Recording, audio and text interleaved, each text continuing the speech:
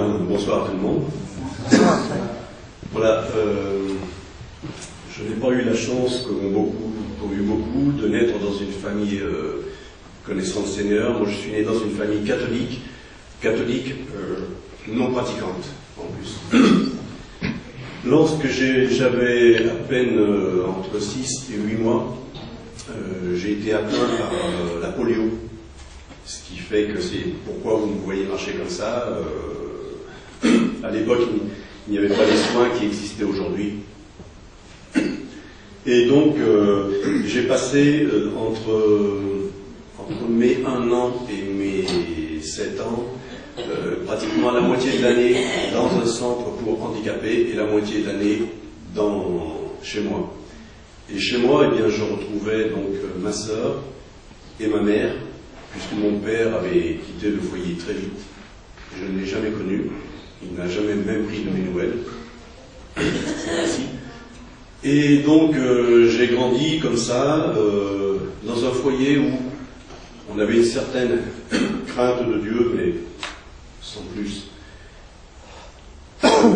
J'ai vécu aussi dans ce foyer quelque chose de capital, c'est que dans ce foyer, entre ma mère et ma sœur, je n'ai jamais connu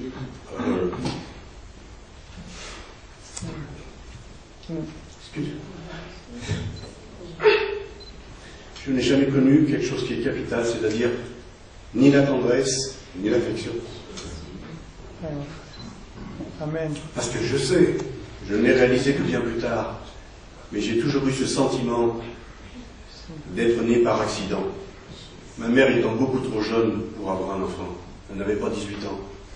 Et après, quand je me suis mis à réagir, j'ai pensé que, étant déjà né beaucoup trop tôt, en plus avec un handicap, ça explique peut-être le fait que je n'ai... Chez moi, vous savez, on ne parlait jamais, il n'y avait jamais de bisous, de caresses. Non, l'affection et tout ça, c'était hors du foyer. Et très vite, donc, je me suis senti rejeté, et j'ai vécu comme ça toute mon enfance et toute mon adolescence, vivant dans un foyer, parce qu'il fallait bien habiter quelque part. Mais je marchais sans aucune joie. Et très vite, j'ai cependant eu une amie qui m'a côtoyé très longtemps, et cette amie s'appelait la solitude. Et je peux dire qu'elle m'a accompagné très longtemps, la solitude. Et je me suis réfugié à cause de mon handicap, à cause de l'abandon qu'il y avait dans ma famille. Et j'ai vécu comme ça. Et j'ai eu une scolarité médiocre, un début professionnel médiocre. Et vous savez ce qu'on dit, 36 métiers, 36 misères. Et c'est ainsi qu'après plusieurs métiers, je me suis retrouvé donc à Aurillac, dans le Cantal. Aurillac, c'est la préfecture du Cantal. Et c'est là que Eric, un ami qui faisait son service militaire, dans un foyer de personnes âgées, parce qu'il était objecteur de conscience, un jour m'a parlé de Dieu. Et il m'a invité dans une église, comme ça. C'était en 1979. Et tout de suite, j'ai adhéré, parce que j'ai senti qu'il y avait là quelque chose. Et en quelques mois, j'ai donné mon cœur à Dieu, et je me suis fait baptiser, et je me suis engagé, et j'ai marché avec le Seigneur. Et j'ai marché pendant 8 ans et demi avec le Seigneur. Et j'étais à l'église de la rue Robert. Et dans cette église, eh bien, j'allais de progrès en progrès, et je suis devenu, au fil des années, animateur de l'école du dimanche. J'évangélisais sur les marchés, je témoignais, je faisais partie de la chorale aussi, et même du corps d'homme de M. Momer. Et j'avais vraiment une activité débordante. Et j'étais même baptisé du Saint-Esprit. Seulement voilà. Fin octobre 88, je suis tombé spirituellement. Et vous savez, il n'y a pas de hasard. Quand on marche avec Dieu et que l'on tombe, ce n'est pas par hasard. Comme je vous l'ai dit, j'étais animateur de l'école du dimanche. Je faisais partie de la chorale. J'évangélisais sur les marchés.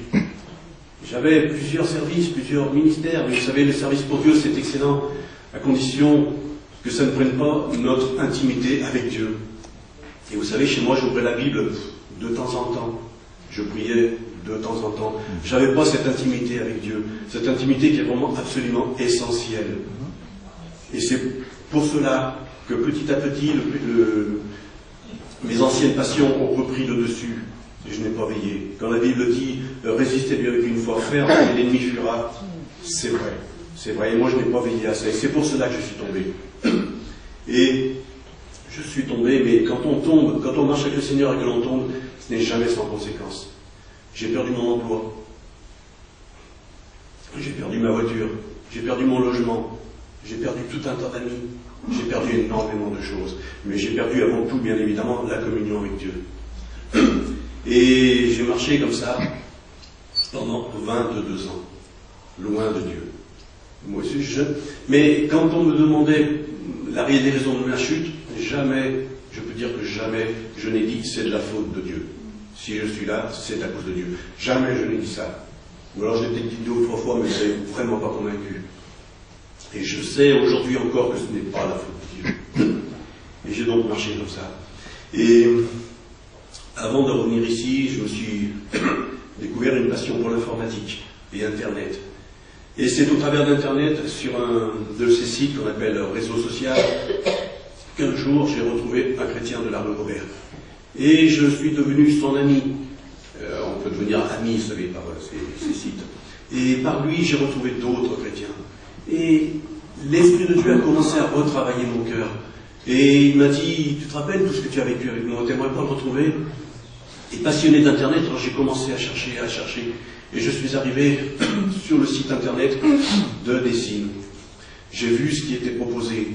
J'ai vu tout un tas de choses. Et j'ai même vu, et c'est là que c'est important, que l'on pouvait prendre contact avec le pasteur de l'église. Et je me suis dit, il y a encore un espoir pour moi.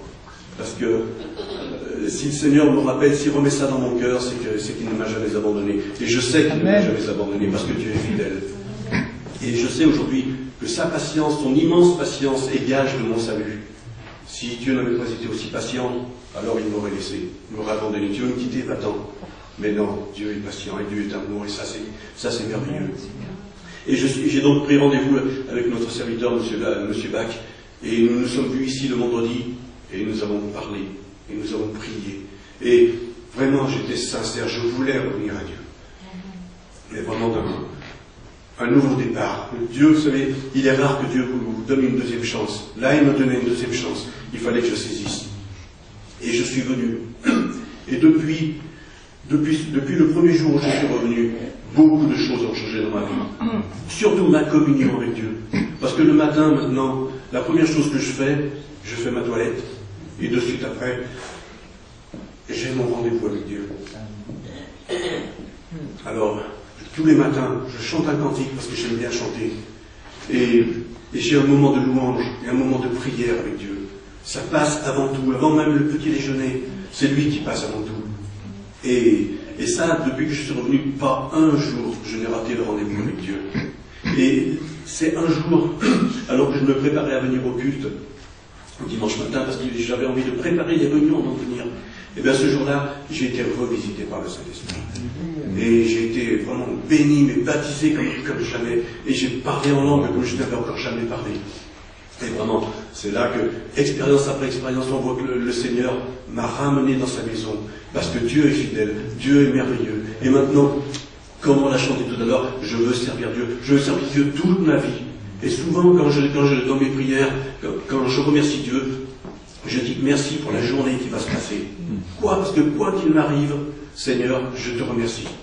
Il m'arrive des choses bonnes, Seigneur, je te remercie. Il m'arrive des petites catastrophes, des petits accidents, Seigneur, je te remercie. Parce que je sais qu'il ne m'abandonnera jamais. Et donc, ce soir, je veux dire que je suis revenu dans la maison de Dieu et vraiment, je souhaite de tout mon cœur aller jusqu'au bout, jusqu'à la fin de ma vie avec Dieu, parce qu'il est mon sauveur et je sais qu'il m'aime et qu'il vous aime. Que Dieu vous bénisse. Amen.